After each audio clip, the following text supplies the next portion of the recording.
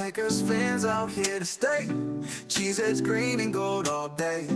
Jordan Love lead us to the bay. Every game we find a way. Green Bay hustle, grind it up.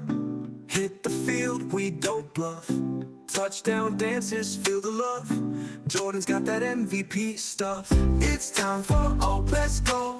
Packers bringing that show. It's time for all, you know. Green and gold gonna glow. Lambeau Field, our sacred ground. Feel the vibe, hear the sound. Packers fans so loud and proud. Jordan Love, he's wearing the crown. Lambeau Field, our sacred ground. Feel the vibe, hear the sound. Packers fans so loud and proud. Jordan Love, he's wearing the crown. Hello, hello, hello, and welcome back to the Ohana Packers Edition podcast. We are I am Iowa Joe, and as you can tell, Mike Kawano is not here with me. Mike and family are headed to the Philippines for a family event, so we wish them safe travels and, don't have too much fun over there. But we are in week 2 of our draft positional breakdown, and I have special guest Jacob Westendorf, whose name on the screen threw me off because it's not even spelled right. I just noticed that myself. I must have hit the wrong buttons on the way in, so that's not good. We're not off to a good start. Jacob, it's been a minute since you've been on. I know me and you had a little disagreement a year or so back, but we've kind of worked it out on that. But it's good to have you back. At least we subbed out one Michigan guy for another Michigan guy. So I didn't do research on the Michigan guys that I saw on the list because I was like, well, Mike will talk about him, and Mike's not here, so it's your job to fill us in for the Michigan guys. Yeah, there's 2 of them, so that part will be kind of cool. But yeah, it's good to be back. Unfortunately, we're recording on Super Bowl Sunday, and the Packers are not playing. So one of these Yeah. years, I really hope that we always make that joke of like, will that guy be available at pick? Well, it can't be 32 anymore, but pick 64. And then it's like one of those years I just kind of want that to be the reality. I would love to get back. It's been 15 years now, so it's time to get back to the Super Bowl and hopefully win it. But that's Yeah. where we're at. Yeah, and I want to put this question out there. I didn't get to. I forgot to ask it when Shavenk was on last week, but with the Packers not having their first round pick, anybody who does any kind of draft stuff knows the Packers have parameters for what they look for in a first round pick. Mm-hmm. Then after the first round, maybe second round, they kind of go away from those parameters a little bit. Do you think they're going to avoid using their quote unquote parameters that they use in the first round for number 2, or do you think they're going to kind of stick with it?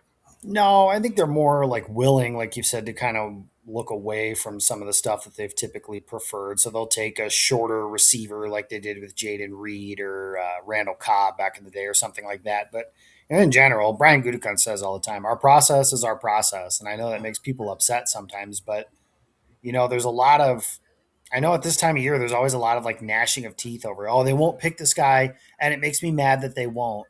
But then there aren't a whole lot of those guys that end up being like superstars in the league. Like Tutu Atwell, I remember, was a big deal for something. He's Yeah. a role player, like receiver, who's a return guy, who's a healthy scratch in the NFC Championship game. So like nothing springs to mind immediately of like guy Green Bay never would have touched because of the quote unquote thresholds that has turned into some superstar. And ultimately, when Green Bay has gone outside of those things, Amari Rodgers, like one of Gutekunst's, maybe his worst pick as a general manager, all the way, going all the way back to Terrell Buckley, which is kind of how those parameters got put into place. But no, I don't think so. The one thing that I do wonder, and it wasn't asked, if I get a chance to speak to Goody pre-draft, I would like to ask him, do you have to alter maybe your strategy without a first round pick and without some major free agent dollars up? Like Jordan Morgan, they drafted him without a spot available for him to start. So the plan was, like, in a perfect world, he wasn't going to start. Van Ness, Rashawn Gary, guys like that, kind of the same way. Do you have to change your thinking to be like, okay, we need a defensive tackle and we can't really redshirt him for a year like they did? Or, with Matthew Golden, he wasn't really a redshirt, but a guy who ended up behind 4, 5, 6 guys, at different points during the year too. So I wonder if they'll do that. I don't know.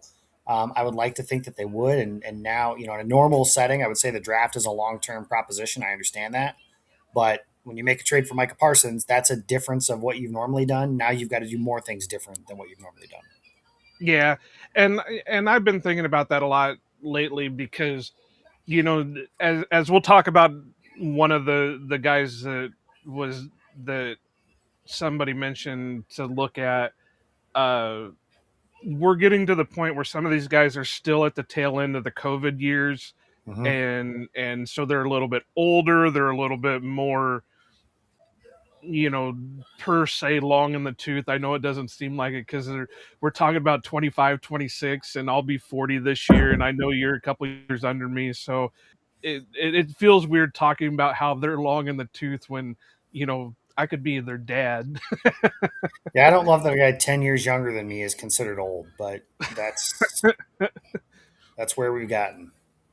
But that's always been one of the things, and they did have the one outlier with Devontae Wyatt, where Mm-hmm. they always want that younger guy in the first round that can be redshirted, that can sit back and be kind of a rotational guy in the system. So it just, I've wondered that ever since, and we've not been in this situation before where they've traded away a future first round pick to take a generational type talent in a Micah Parsons.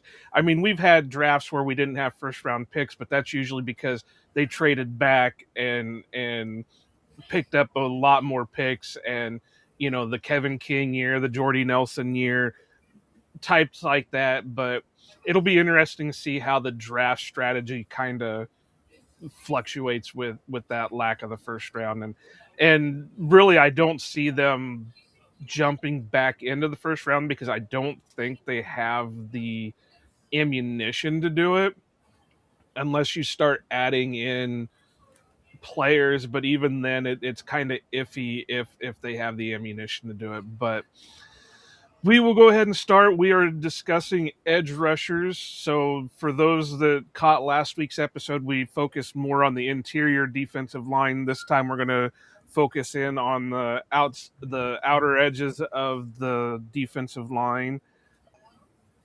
And I just pulled the rookie mistake of not shutting off my ringer, so now it's going to bug me while I'm here. So let's look at the current state of the Packers edge room. We've got, really, it's kind of a mix here. I Mm-hmm. mean, I we've got the elephant in the room, or more important, more fitting, the Wolverine in the room that is the big topic of discussion. Yep. So you being the Wolverine fan, I'll let you go ahead and have your say on what you think should go on with Rashawn Gary. Yeah, I mean, I think Goody said it best. Not productive enough when you don't have a sack or a tackle for loss in 2 months of play, and played most of that 2 months still without Micah Parsons on the other side of him, or with Micah Parsons on the other side of him. Only had to play like 3 games without him. I think not disruptive enough. I know that they cite I know the pressures is like the number everyone uses, and I understand disruption is production. I agree with that. The problem I have is when, like, what constitutes a pressure, because I even and this is just memory, but there isn't a play where, like, I could think of over the last 2 months where I'm just kind of like, oh man, he was so close to making a play there. And the other thing about Gary specifically is just, I think the Hawkeye behind him, Lucas Van Ness, was kind of trending upward towards the end of the season. I think he had a really good game in the playoffs against Chicago. He played against Baltimore, and that game was a disaster for a multitude of reasons, but he was pretty good in that game too.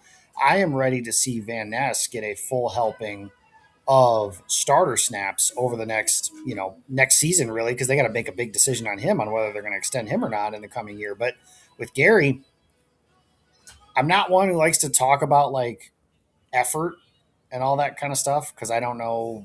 There's conversations I could say like, hey, if you can't get there, slow it down, shut it down, whatever.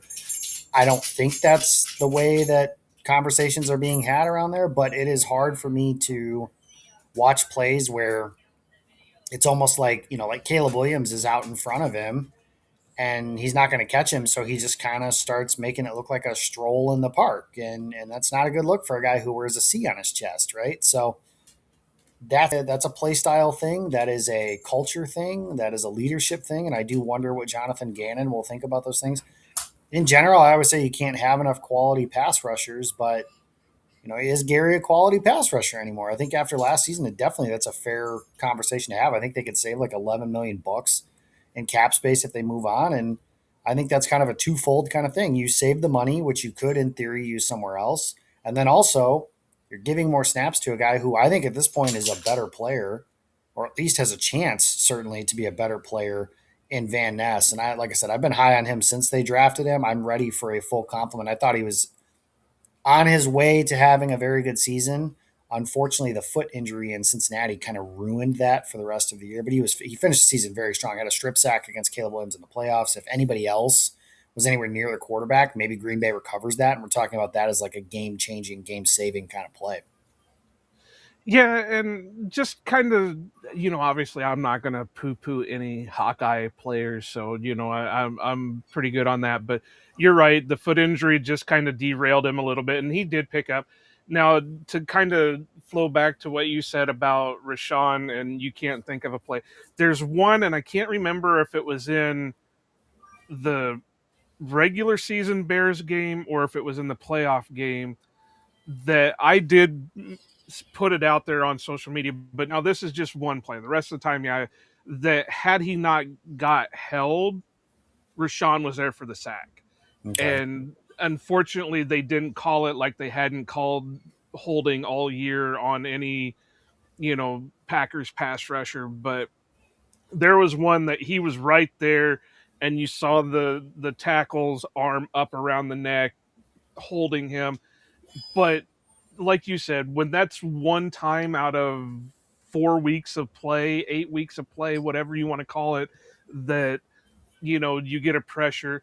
The one that the thing that solidified it for me, and not, I don't want to say I don't like Rashawn. He's had his moments.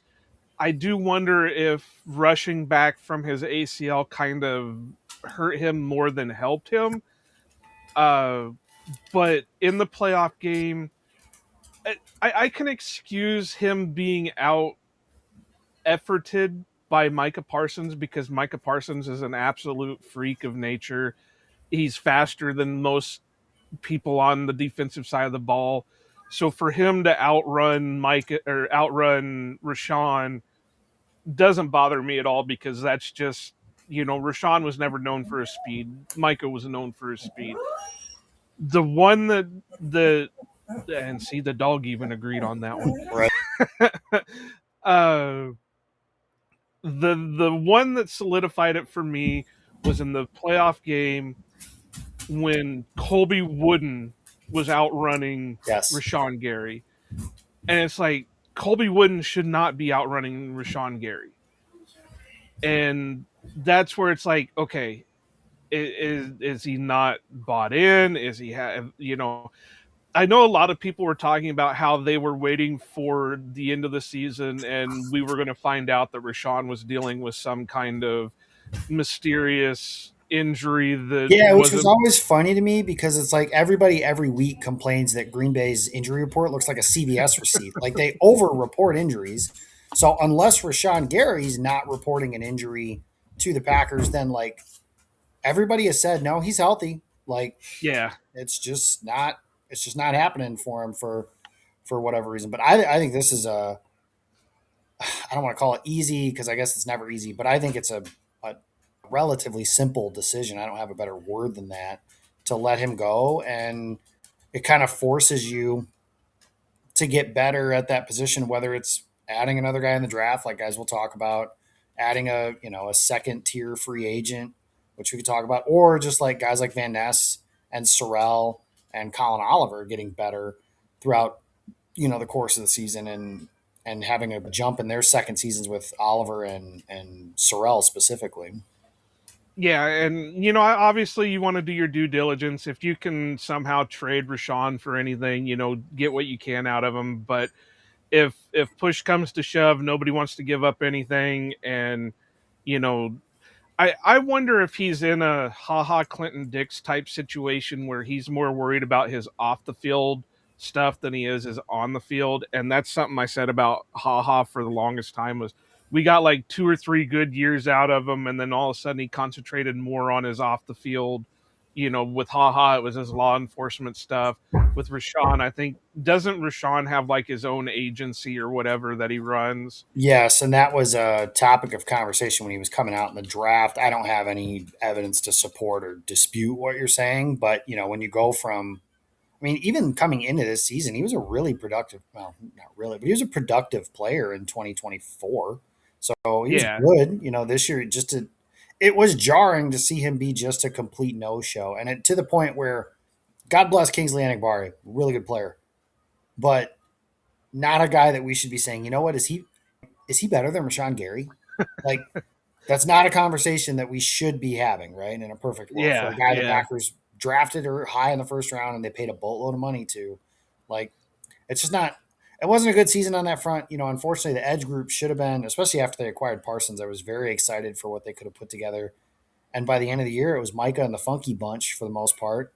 And in the rest of the regular season, after Parsons got hurt, they only had one sack, and the only other like sack that they had was wiped away. It was Warren Brinson got called for a face mask in the first Chicago game. So yeah. they had one in the playoffs. Van Ness had a sack of Caleb in the playoffs, and that was it. So it really was. It turned into the Micah show, and I think that's something that I remember.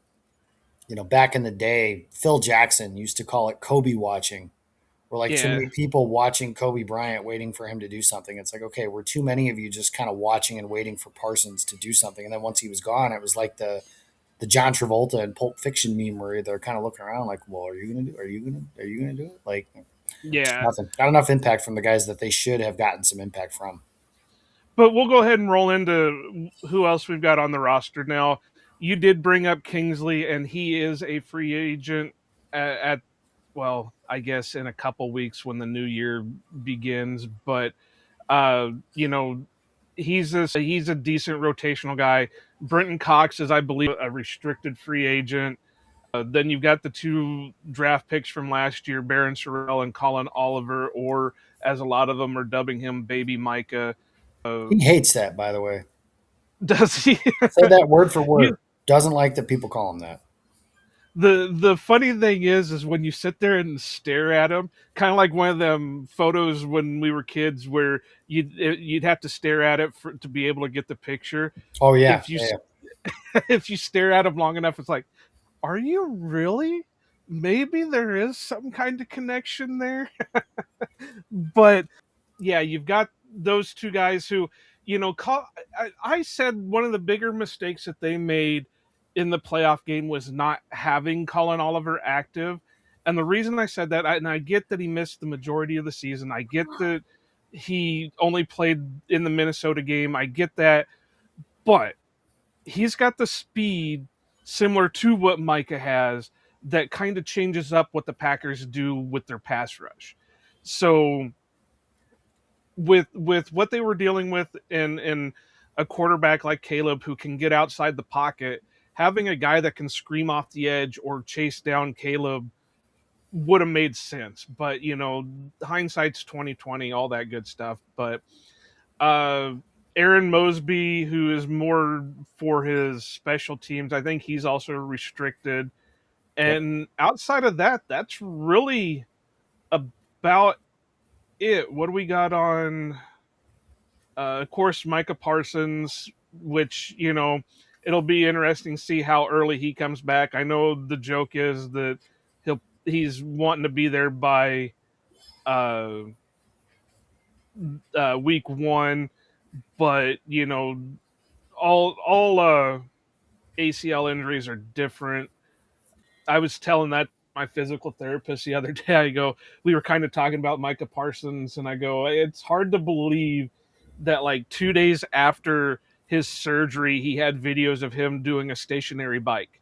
Now, it wasn't like he was full speed stationary bike, but I remember when I had my ACL surgery, I didn't start physical therapy for like a week. Oh wow. I I couldn't even feel my leg because they had put a block in my back for the surgery, and I couldn't even feel my leg for 2 weeks. When I first went to do my physical therapy, the therapist had to move my leg because he's like, "Well, can you do this?" I said, "No, because I can't feel my fucking leg." So just to see where he's at in his process already it's interesting. I just hope he doesn't rush it back. I know that ACLs are getting to be pretty norm anymore, and guys are coming back a little bit quicker from them than. But I would rather have him fully healthy and at 100% than try to go out there at 75% and take a chance of re-injuring it, or we have another Bakhtiari situation where the surgery didn't go right, so now he's having to have fluid drained off his knee every 2 hours or whatever. So it'll be interesting to see what he does with that, but that looks like all we got for the edge rushing room. So what are your feelings on going into this new year with that for the edge rushing room? Yeah, so we talked about Gary, right? So as far as Goody said, like he expects everybody under contract to be back. That's a BS line. It's GM speak.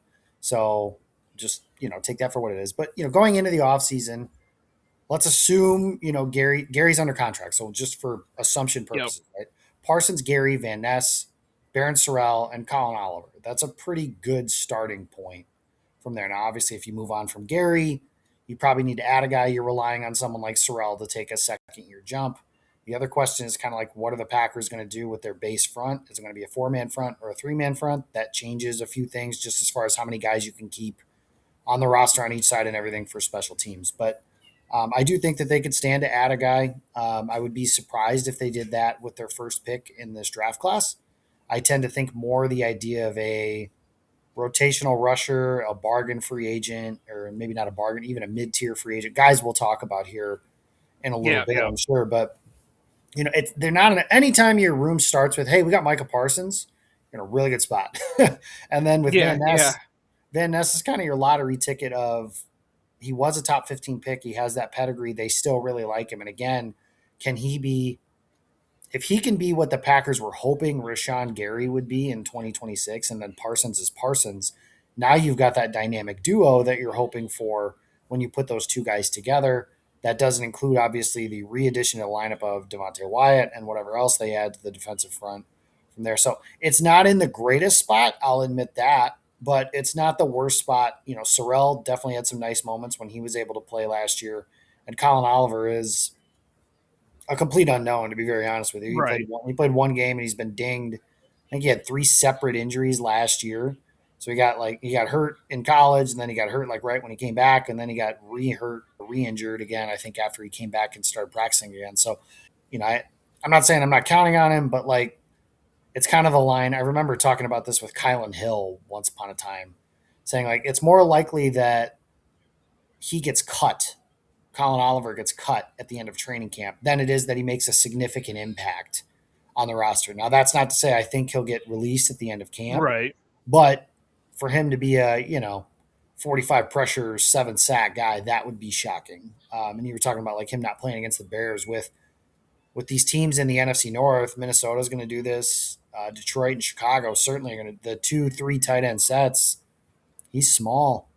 And when you're small like that, it's hard to hold up against these teams that want to play bigger and run the football against you. So, that part It, will be interesting it, to see how they have that as well. You could get him in some obvious passing situations. yeah. It's just what happens when he's on the field in an obvious passing situation, so you think, and then they sneak a run in there, and all of a sudden they're going no huddle. Like there's just things you have to work around. It makes it challenging. Right. And I get that. I just think that they could have moved him around like they were kind of Micah a little bit. Just say, "Hey, this is your job. Go out and do it. We'll rotate you in if we have to," but just he could have played more quarterback spy than anything else and taken his shots. But that's like I said, hindsight 2020, and that's a conversation for another day. But to go back, what you said, we're not even sure what kind of front they're going to play. I have a hard time believing that this soon they're going to jump back into more of a three lineman front. I think that Gannon can do what he needs to with the guys that they have on the roster right now to still man a four down front, because I as great as Micah Parsons can be, I think his best front is always going to be a four down lineman front. Yeah, same with Van Ness and Yeah, yeah.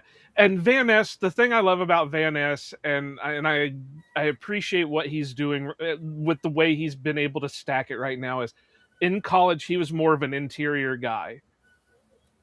And when they brought him in as a 3-4 outside linebacker, it was like, I don't know if you're going to get the most out of him. Yes, he's very athletic. Yes, he's got all these traits, but I don't know if the 3-4 outside linebacker is going to suit him. But when they moved to the 4-3 front and they had him down as a hand in the dirt edge and put him more into the interior, I think that suited him a lot better than what a 3-4 does. So, like I said, I'm not going to poo-poo on him at all, because he's a Hawkeyes alum and all that. But I guess the big question is usually they're pretty good about retaining their restricted free agents. So I do believe Brenton Cox will be back. But the big question is of course Kingsley. Do they go ahead and just let him go out and get whatever bag of money he can get, or do they try to kind of keep him in house with or without Gary on the roster? You can put it either way. yeah, either way, I would let him walk. And that's not to sneeze at him. He's a good player, but he's somebody who I think is going to get more money, and eventually, you're kind of looking at that contract in a year, maybe two, and going, "Oh man, we're paying a lot of money for a guy who's pretty good at a few things, but a few things that we could have just kind of replaced with more snaps for Baron Sorrell, more snaps for Van Right. Ness, like stuff like that, to adding this guy here, doing this there, whatever it is." And I think that with the compensatory pick game that the Packers are going to play, which I'm sure has been talked about a bunch, but the more guys that you kind of let go and are able to get those contracts, and Enigbare is a guy who, other than Malik Willis, Romeo Dobbs, and Rasheed Walker, I think those three guys will probably, and maybe Quavo, actually, there's quite a few. So those four guys, Enigbare could be a guy who gets a contract that you look up at and go like, really? That was kind of surprising, just that he got as much money as he did. So I wouldn't bring him back, and that's not to say I think he's a bad player or anything like that. I just think that he's a guy you can do better than. And if it Yeah. comes down to, there's four teams bidding on him, then you should not be the team who wins that bidding war as a team who kind of even knows them. Because like even when we're talking about Enigbare, what are we saying? Like, oh, he's a really good run defender. Not a problem. Nothing wrong with that. But you can kind of find those guys, right? Yeah, So yeah. I'd like somebody with And a and little more upside he's rushing the passer. he's good for a splash play here or there, but it's not going to be something that I'd want to pay top. I kind of view him in the same boat as like John Runyon Jr. was. Yeah, If it's he's a good comp. i- if he's brought back, great, whatever. You know what you're going to get out of him. But I would rather see what else I can do. If he's still sitting there mid July and we're not happy with the way, the room's looking at that point, then by all means give him 1-2 year deal or whatever. But I just don't see that happening. I see somebody throwing some kind of money at him just to bring him in. But that looks like what we've got for the roster. So, obviously we know what the Packers are with their cap space. If you go by a lot of the websites, they're sitting at about a negative 11 million in room. So they're going to have to do some juggling, and you know this will be a topic for a different episode. But the obvious move is releasing Elton Jenkins, because that frees up a shit ton of money. But there'll be some restructures. There'll be some juggling here there. For as much as a lot of us are Goody supporters, I think I'm an even bigger Russ Ball supporter, because that man can make anything happen with what he's got. So, because when everybody was like, "Oh, well, the Packers are in cap hell; they're going to be in trouble for such and such years," their rebuild time was like less than a year. Mhm. So I'm going to give him all until he. This is how I am with everybody. Until you give me a reason to doubt you, I'm not going to doubt you. and Russ Ball has been one of those that I can't doubt. So, but with that said, there are some free agents out here. Jacob and I did kind of have a discussion about one of them, pretty just kind of minutely. But the big thing that most Packer fans are talking about right now is bringing Khalil Mack into Yep. match up with Micah Parsons. I'm going to state mine because I know Jacob wants to have a little bit of a uh, what's the word for diatribe about it. But I'm not going to be against it, but I think it's 3 years too late more than anything. And I get that people are saying, "Oh, well, he's still productive, he's still this," but we know players are going to fall off at a point. Mm-hmm. And would you rather have him on contract when that happens? And you never know when it's going to happen. I mean, friggin' Calais Campbell is 39 years old and is still playing in the league. But there's guys who are less than 26 years old and washed out after a year. So, I mean, you never know when the fall off is going to happen, and it's all a guessing game. But I have a feeling somebody's going to give him more money than the Packers are willing to give. And kind of like Jacob said with the Enigbare thing, I don't want to get into a bidding war for him.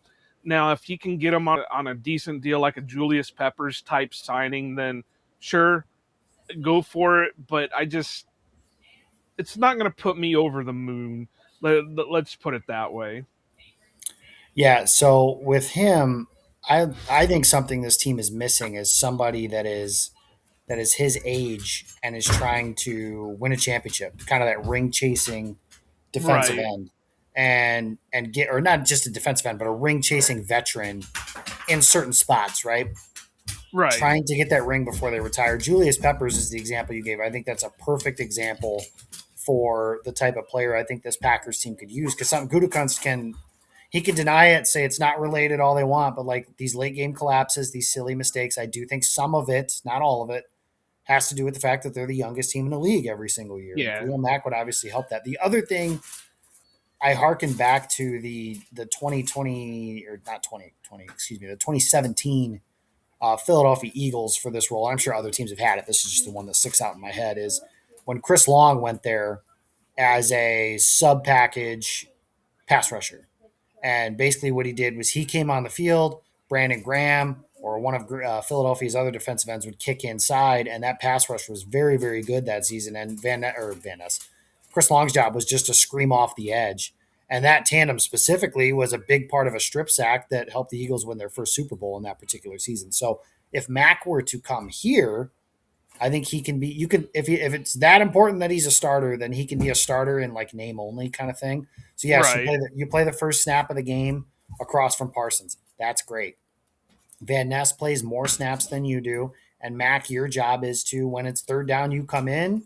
Van Ness kicks inside. Micah kicks inside. You can do a bunch of stuff with those NASCAR packages like they had. I can't. What did they call them last year? Cheetah package was the thing with Gary and Van Ness and all those guys. So I something do like think, that. yeah, and that's something where he made $18 million last season. I'm not saying the Packers should be paying him $18 million, but if they can figure out something like that, and if it's not Max specifically, though, I just think somebody of that pedigree. I'm looking at just some of the free agent rushers now. Hassan Reddick is somebody who is on there, not the greatest year last year, but just players like that who your job is it's second and 11, it's third and 9. You come on the field, Van Ness, Parsons, whoever, like these guys become inside rushers. They reduce down and do those kinds of things. But Mac to me is somebody who hasn't won a championship. He's got that pedigree. He's played in some winning situations, but not the greatest of those. The Chargers didn't make the playoffs, or they made it this year. I do not believe they made it the year prior. If they did, no, I take it back. They made it. I'm sorry, but they've gone one and done. Right? He Right, was a defensive player of the year in Chicago. He's got some of that pedigree. He knows what it takes to win. He knows what it takes, and he knows what it takes to be on a great defense, which is something the Packers haven't had. The last time the Packers had a great defense, not a, well, if you squint here and ignore this, it's a great. He knows what it takes to be a great defense, and that was when he was in Chicago and he won Defensive Player of the Year. He was the catalyst, the main reason that team had a great defense. So I think that's some leadership, that's some veteran stuff. Those are some intangible things that he could add to the team as well. But I also think that just in general, something like that could be really beneficial to this Packers team, especially with Parsons potentially missing, the first 2 or 3 games. And I do agree with that. I think there's that key piece is missing. That veteran leadership always helps tremendously. I have a feeling somebody's still going to pay a premium price for him, and I like I said, I just don't think the Packers, for Mac specifically, I don't think the Packers are going to get in a bidding war for him. So just looking at some of these guys that probably could fit that mold, I've always been kind of a fan of Leonard Floyd. I think he Yeah. could come in, step in, and do something like that. The dream is to bring AJ Epinesa in, but I have a feeling he's going to get a decent amount of money. Dante Fowler Jr. has been rolling around the league when all of everybody and their little brother called him a bust, but he still managed to stay in the league for 11 friggin' years. So, you know, he could be a rotational type. His best year was 2019 where he had 12 sacks. Yeah, so I mean, he could step in as that rotational guy, but there's a lot of younger guys out there that I don't think the Packers are going to spend the money on. We could sit here and talk about a lot of them, but I just don't think maybe a Van Noy could step in and be that Mac type. I don't know what type of year he really had last year. Uh, Yeah, and with one other thing with Fowler, just to keep in mind, is Green Bay was rumored to be in on him before he yeah, ended up signing last year, and that was like okay, so they really aren't like that was the last pass rusher that was available before the Parsons trade. So that is something that maybe they could revisit. I don't know anything, but if they were in before, maybe they're in now. right, and that's possible. So I mean, there's a lot of guys out there that would be would be tremendous to have, but Ojulari, uh, that was another one that they were rumored to be in on. It would be so hilarious to bring Marcus Davenport in with the history that the Packers have on the Marcus Davenport front, but I just don't think he's as productive as you would like. Clellan Farrell is another guy that I think there were like hints of rumors about him being brought in, but I think that was more hope than anything because this Draft was the pedigrees there, and that was the Rashawn Gary draft. So it was him or I'm sorry, that was the Van Ness draft. So it was him and a bunch of other guys. So was it the? I don't know. It was one of those. I know no Farrell was the Gary draft. Gary. Oh, He was I'm there thinking of for You know what? I'm thinking of Miles Murphy, Clemson pass okay, rusher, not yeah, very yeah, good. yeah. Same idea. But yeah, Farrell was a guy who was like part of a potential conversation of would Green Bay take him if he was available at 12 when they took Gary, or if he fell. I even had one. I remember when I played around with the mock machine. One year I ended up with an edge at 12, and then Farrell was sitting there at 30, and I was like, I have to take him, don't I? Like, what else am I supposed to do here? Like, if Don't you just love those mock draft simulators? I've had some fun with those and we'll talk about a lot of them. But there was like one where I had Lee Hunter in the second, I had Jacob Rodriguez in the third, uh, Dante Corleone was still sitting there in the fourth, and it's like, okay, well, that just revamped the whole defensive front. So, and it's like that ain't going to happen anyway. But other than that, are there any other names that you could see out there that you could say, well, maybe the Packers could take a chance on him? no, and I do think that in general they'll be more in on guys who are going to be released. So if there's a guy who becomes Right. a salary cap casualty or something like that, so it doesn't affect their compensatory pick formula. So we'll see what kind of happens on that. I will advise people to just, when it comes to free agency this year, to be patient. Like, I love it every Yeah. year when they don't sign somebody within the first 30 seconds of free agency. Everyone's like, oh, it's the same bullshit lines of, oh, they're sitting on their hands. They don't care about winning. They're just content to be a good enough team. They don't care about winning a championship. Meanwhile, by the way, last year they traded 2 first-round picks for Micah Parsons. Like, Yeah. spare me.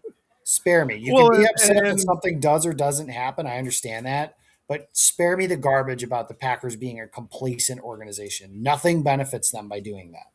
And Charles Woodson and Julius Peppers were both signed late in free agency, and yeah, I get that. And sometimes it does get frustrating because, like, man, that guy would really fit the Packers perfectly. The Packers have enough money to do it. Oh, the Packers weren't in on him. Damn it. My favorite was every year whenever Allen, like after the Packer fans got so obsessed with Allen Robinson after he signed with Chicago the first time, and then they said it came down to those two teams, and then it was like after that, every time he signed somewhere else, they're like, "Oh my God, why would they not go get him?" It's like, guys, he's Yeah, been bad since the end of his Chicago tenure. Like they do not need yeah, him. yeah. What was the cornerback too that was the same way that they signed the Kyle Fuller. yeah, that's it.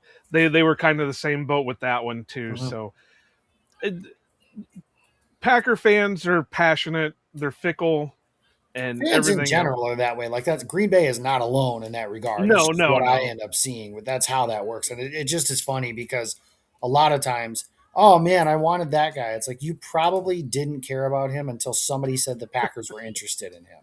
Yeah, yeah.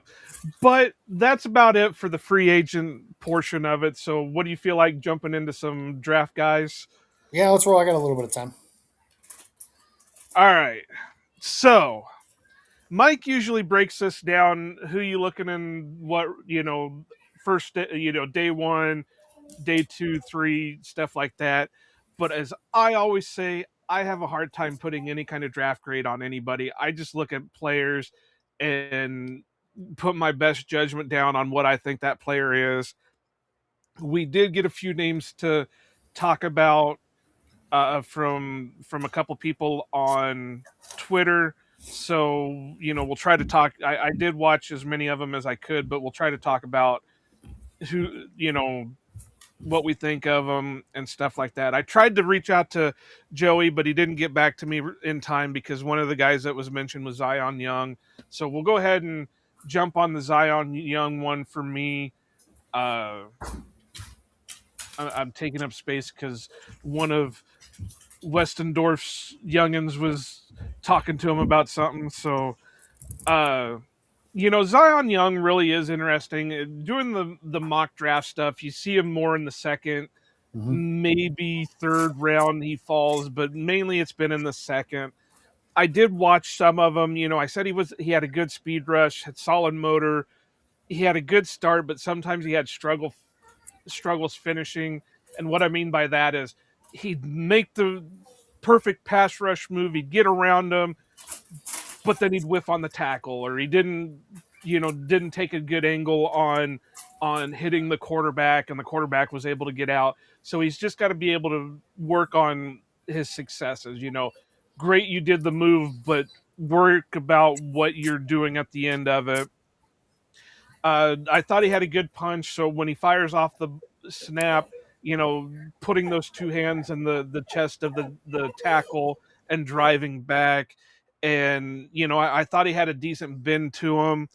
But something I'm going to mention, like I did last week with the defensive linemen, I think they're not getting taught like we're used to them being taught, where you want to bend the shoulder, dip the shoulder and go around. They're just telling them, go out and do it.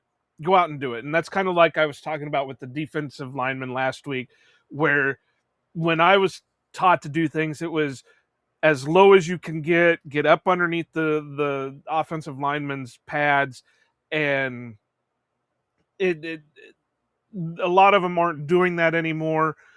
But I think that's kind of the same thing with the edge rushers. Is they're not being told to do the bend, they're just being told to hit the guy as hard as you can, throw your do your swim move, do your uppercut, do whatever your hand swipe, whatever you got to do to get around them. Don't worry about bending or anything like that. And then when they get in the NFL, they kind of struggle with it to start with. But Zion Young looked really good. Obviously, like Jacob mentioned, don't know if edge is going to be the type of thing that they're going to take, with their first pick of the draft. But if they went with him, I wouldn't be against it. Yeah, some of that stuff too is like the ball is coming out so fast that these Yeah, power rushers are more, I don't want to say more important, but you have to affect the quarterback quickly. And what's the shortest distance between 2 points? It's a straight line, right? So that's something Right, right. something about Young. He does fit the kind of pass rusher that Green Bay would be kind of hoping to get. Is a rotational guy who, with some upside, he's young. He's 21. I believe he'll turn 22 in March. Was productive last year, 6.5 sacks. Maybe some people have some bad taste of like Darius Robinson from last year because he did not look very good as a rookie, but his career's certainly not over because he didn't look good as a rookie. That's, unfortunately, that's fortunately not the way that these things work. But I do think that's what you're kind of looking at because with Green Bay, if the perfect player is sitting there for them at their first pick in the second round there, I think they would take a pass rusher there. But I do think they are more so looking third round, maybe fourth round, fifth round, taking a flyer maybe more so on a guy's. And that's assuming that Gutekunst doesn't fall in love with a player, because if he does do that, then of course he'll take him and say that they took who they thought was the best player. And you can also never have too many pass rushers. So yeah, that's definitely one guy that could fit the mold there. And anything that gets me more exposure to Joey Van Zumeren, I am all for. And I do, whenever I see a Missouri guy, I immediately text him and say, okay, what do you got on him? And unfortunately, I think Joey's been busy because it is basketball season, so he's been covering a lot of basketball. So no hard feelings there. But what about you? What guys really caught your eye so far? So the way that my quote unquote process works is during the season, I just watch the games I want to watch as a fan. Whoever catches my eyes, whoever catches my eye. So obviously that's kind of where some of the opening up for bias can certainly be there because I watch every game that Michigan plays. So one guy there is Jayshon Barham. And Barham was a guy who he played off-ball linebacker. They moved him to edge during the season. And Wink Martindale, who's been in the NFL, called him the most violent player on Michigan's roster. And that is music to my ears all the time because that's something that I think they could have. But I also think that he's somebody who his best ball, to use Goody's phrase, his best football could be in front of him. He has only played on the edge he did a little bit his last season, so last season at Michigan, and then this year did it almost full time, thanks to guys like Jimmy Rolder and Cole Sullivan and some of those players emerging as linebackers, so he could do that. So he's one guy. I don't know. I think he's going to test like an absolute freakazoid at the combine, so that's something that he might be long gone by the time Green Bay has him on the clock. Or if, some of his tools are seen as too raw of a player, he's somebody that could fit there in the second round. Zion Young was a guy who certainly came to mind as well. TJ Parker is another guy. Again, he's probably going to go before Green Bay is able to on the clock. And then the kid from Western Michigan, whose name escapes me at the moment. I got it. Just a second. I was going to say his name escapes me, but I know he's something. Tucker. Yes, him. That's another guy who, again, rotational rusher, could get him in the middle rounds. And that's something that, again, Green Bay, they don't have a ton of capital. So it's not like I could say, oh, trade up and get Reuben Bain from Miami or something like that. Right. Like you just have to get what you can get. The only thing about Tucker is, and this was brought up to me because this is another thing that I struggle with when I'm evaluating players, is I don't pay attention to like build and I don't pay attention to age and all that stuff, but he will be 26 during the season. So, he is a little bit of an older prospect. So for a guy you're taking in the middle rounds, though, that could be something that is beneficial. Like he doesn't have to grow into his body. He's already there, Right. Well, and it wasn't really a knock on him. It was like, just where are you going to feel comfortable taking him? If he's there in the fourth round, do you take him in the fourth round, or do you hope he's sitting in the fifth round? That's the only thing that I've got to say on him. The other ones, like I told Jacob when we first started, I didn't watch any of the Michigan guys because I figured between him and Kawano, they would, but Kawano's off vacationing, so we didn't get that. But I suppose I could live with another Michigan edge rusher as long as if he has a little bit more urgency than the one that we currently have on the roster. And the guys that they have, so Barham is one. The other one, Derek Moore, is that way too. I mean, there are flaws in those guys' game. They're not Rashawn Gary because they're not going to be first-round picks, right? But They do have some of that high motor type stuff that you're probably looking for in that way. Another one that I watched, well, here, I'm just going to jump into the Hawkeyes ones just because, I do, like Jacob said, I do know them a little bit better because I do watch them. and that's Max Llewellyn and Ethan Herkett. I think there's one other one, but the thing I'm going to say about these two is probably going to encompass everyone that comes out of Iowa. They're blue collar guys. They're going to be the guys that show up every day, put in the work. They're not going to be the flashiest. They're not going to be So the they are, let's see, skinny, lunch pail, son of a coach. Well, what are the other? It's white guy stereotype words we're talking about, right? pretty much, and they're not going to be the, like I said, they're not going to be flashy. They have had success. I know the Senior Bowl, they showed a little bit more, but you know again, where are you going to take him? I don't know. Llewellyn fits a little bit more of what the Packers are going to look for. He's a little bit lighter. He's listed at 263, but he's 6'5", so he's got a little bit more he can put on the frame. Herkett is 6'3", 259, so he's a little bit less likely to put anything on the frame. Let's see. I got to pick out a couple because uh, uh, we'll talk about Gabe Jackas real quick. I think that's how you pronounce his last name. Out of Illinois, good edge setter, generates good pass rush, has a quick get off. He does get a good push. The thing that I liked about him is there's no wasted movement. There's no, well, I'm going to shimmy shake, and hope that Big that too, 280 pounds, yeah, 275, 280 pounds. He's big. and that's usually what the Packers go for with their edge rushers. But again, with them trading for Micah and him being under what they normally go for, is that something that they're going to go with? He's got decent been good pass rush moves.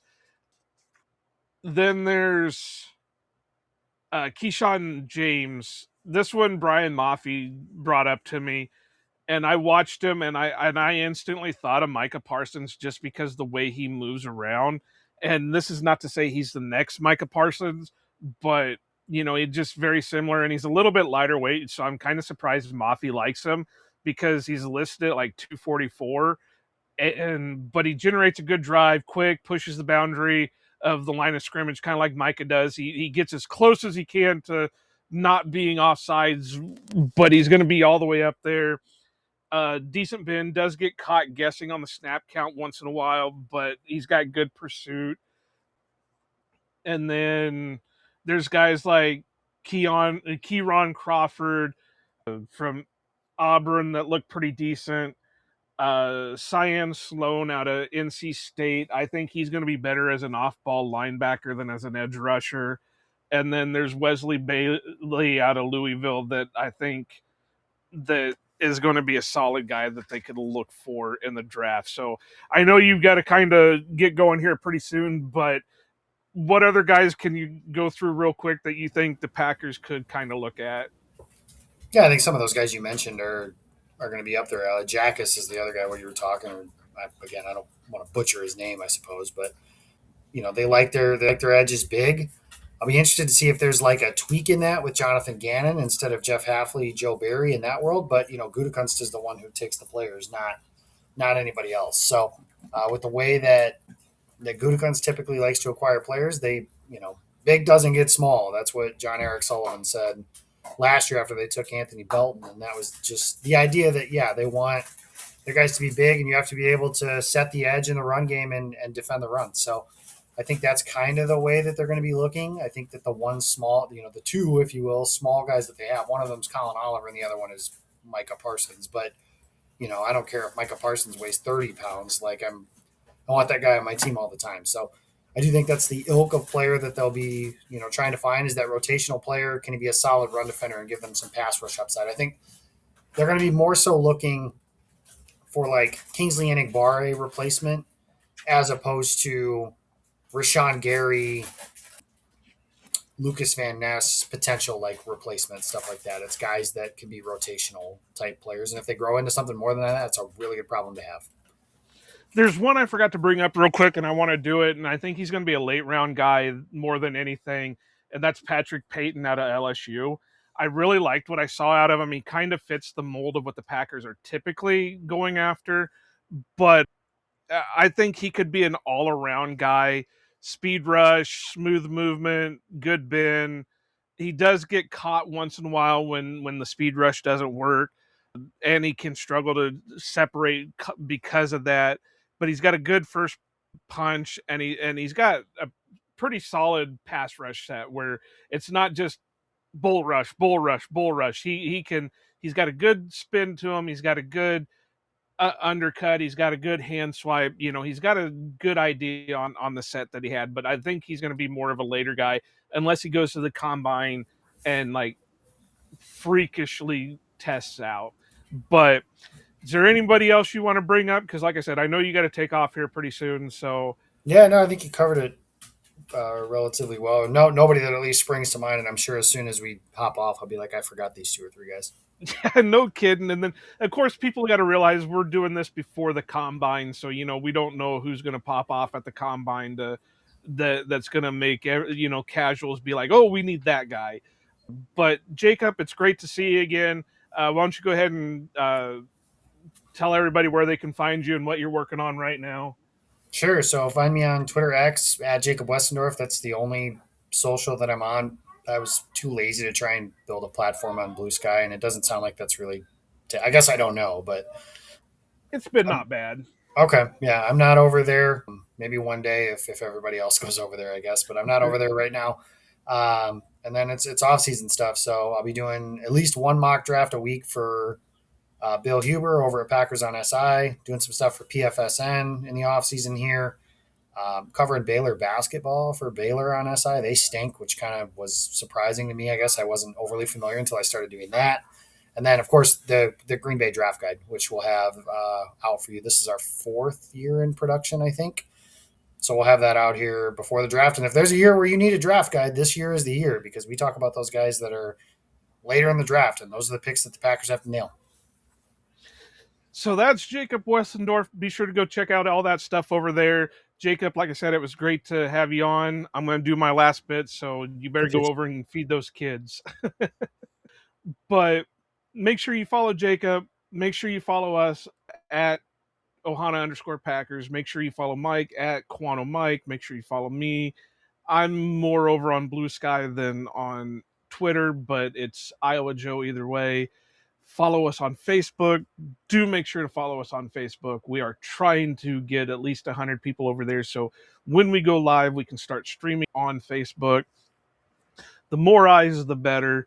Tell your friends. Word of mouth is the best way to spread the show, help us grow, help us get everything, become bigger voices. If you like our draft stuff, be sure to drop us a line, say, hey, can you check out this guy? Hey, can you look at this guy? We'll do our best with that.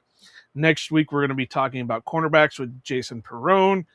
And, we got a good lineup of people coming in the rest of the week, leading all the way up to the NFL draft. Check us out. Make sure you like, subscribe. That way you're getting notified when we drop a new episode. That way you can hear our opinions on players. Questions, comments, be sure to drop a rating. Be sure to drop a comment. Let us know what you think, what you're doing. I know we've had some unflattering comments over on YouTube because of Bears fans. Just got to say Bears still suck. And, as always, we appreciate you for listening. We want to hear from you. Let us know how we're doing.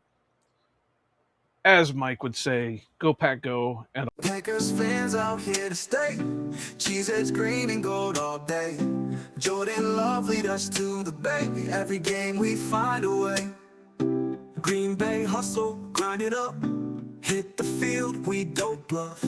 Touchdown dances, feel the love. Jordan's got that MVP stuff. It's time for let's go. Packers bringing that show. It's time for green and gold gonna glow. Lambeau Field, our sacred ground. Feel the vibe, hear the sound. Packers fans so loud and proud. Jordan Love, he's wearing the crown. Lambeau Field, our sacred ground. Feel the vibe, hear the sound. Packers fans so loud and proud. Jordan Love, he's wearing the crown.